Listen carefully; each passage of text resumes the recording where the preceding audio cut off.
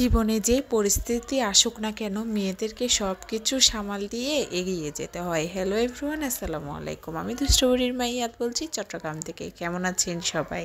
সকালে কাজের শুরুতে আমি মেশিনে কাপড়গুলো দিয়ে দিলাম। এখন দুপুরের জন্য করে নিচ্ছি শিম ভর্তা, সাথে আছে আলু টমেটো। আমার এই ভর্তাটি খেতে অনেক বেশি ভালো লাগে।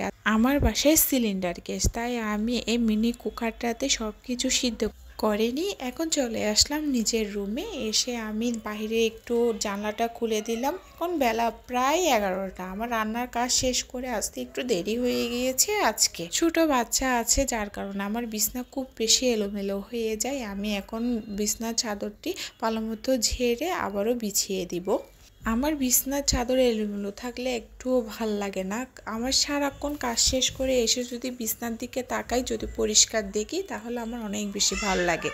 দুপুরের কাজ শেষ করে এখন বিকালের সময় আমি আর আমার ছেলে যাচ্ছি সংবর্ধনা অনুষ্ঠানে। আমি একটি সংবর্ধনা পাবো, যার কারণে মা ছেলে রেডি হয়ে চলে যাচ্ছি।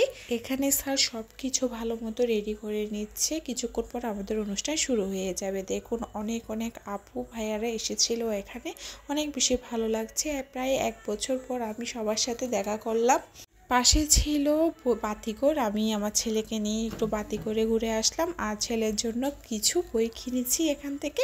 স্টুডেন্ট লাইফে এই বাতিঘরে এসে অনেক বই পড়েছি। আজকের ভিডিও এই পর্যন্ত। সবাই দোয়া করবেন। আল্লাহ হাফেজ।